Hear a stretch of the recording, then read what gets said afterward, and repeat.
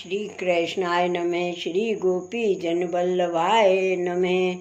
श्री महाप्रभु वल्लभाचार्य जी की 84 बैठक चरित्र 69 नरोड़ा रोड अहमदाबाद। श्री आचार्य जी महाप्रभु की बैठक नरोड़ा में गोपाल दास के घर में है। वहाँ आप विराजे। वहाँ आपने गोपाल दास को साक्षात स्वरूपानंद का अनुभव करवाया। पाछे आपने नाम देने की आज्ञा दी। तब गोपाल दास ने विनती की, महाराज अब आप कृपा करके मेरे को एक भगवत स्वरूप पधरा दो। तब आपने श्री ठाकुर जी का स्वरूप पधरा दिया। उन गोपाल दास ने श्री आचार्य जी महाप्रभु की बधाई तथा चौकड़ा बहुत किए हैं।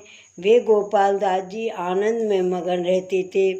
पाछे श्री आचार्य जी ने सप्ताह पारायण किया।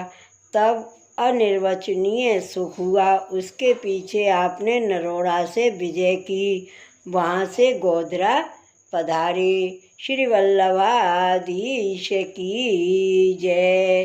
बैठक चरित्र 70 गोधरा राणा व्यास मार्ग पटेल बाजार गोधरा जिला पंचमहाल गुजरात।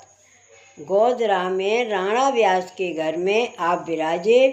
उन राणा व्यास को 6 शास्त्रों का ज्ञान था। वे बड़े पंडित थे।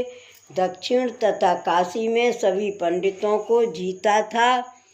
इस कारण से उनके मन में बड़ा गर्व था, मेरे समान कोई पंडित नहीं है। उन्होंने फिर काशी से सभा की।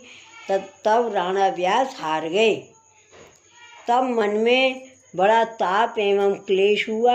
मन में आया कि मैं अब मुँह क्या दिखाऊं, इसलिए मैं तो श्री गंगा जी में डूब मरूं। यह निश्चय करके गंगा तट पर जाकर बैठे।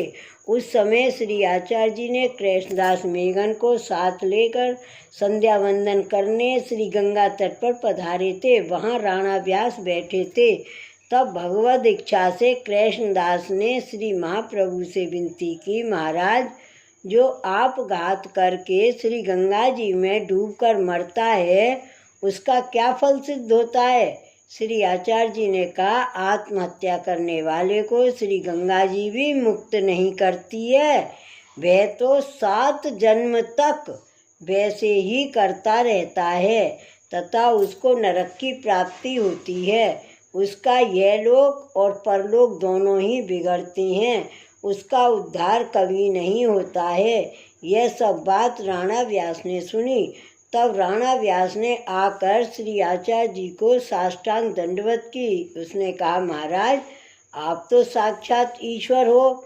आपने यह आज्ञा तो मेरे लिए की है, नहीं तो मैं तो अभी श्री गंगा जी में डूबकर मर रहा था।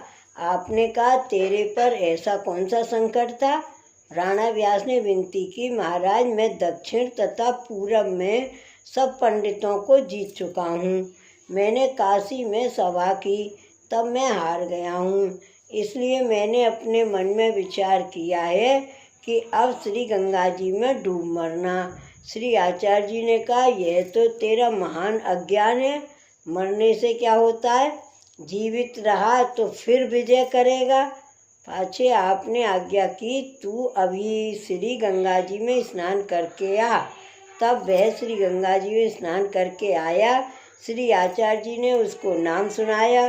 पीछे आपने चतुश्लोकी ग्रंथ उसको पढ़ाया और आज्ञा की, तू अब सवेरे जाकर सभा करना, तू जीतेगा। तब वह प्रातःकाल ही राणा व्यास श्री महाप्रभु को दंडवत करके सभा में गया। वहाँ जाकर बैठा।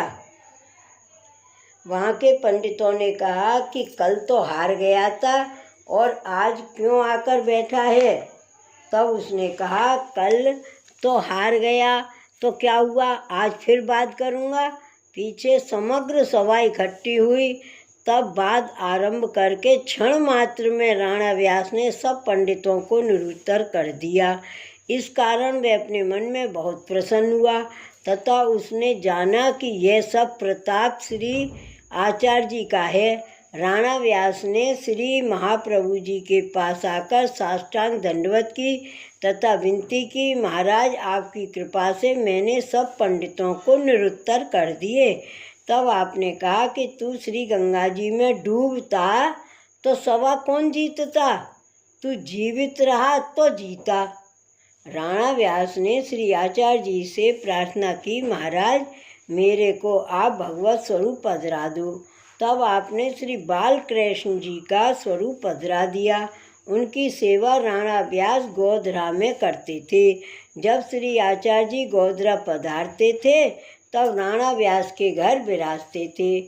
वहाँ रजपूतानी को आपने अंगीकार किया था। श्री वेणुगीत का श्री सुबोधनी के अनुसार प्रसंग राणा व्यास ने पूछा। तब श्री आचार्य जी ने व्याख्यान किया। व्याख्यान करते हुए 3 दिन और 3 रात्रि व्यतीत हुई। ऐसा रसावेश हुआ कि किसी को भी देहानुसंधान नहीं रहा। पीछे आपने सभी को सावधान किया तथा वहाँ सप्ताह की, वहाँ महाअलौकिक आनंद हुआ। इसके बाद श्री आचार्य जी वहाँ से गोधरा के लिए इसे विजय की तथा खेरालू पधारे। श्री वल्लभाधीश की जय। श्री गोसाई जी परम दयाल की जय। जय जय श्री गोकुलेश, जय जय श्री गोकुलेश।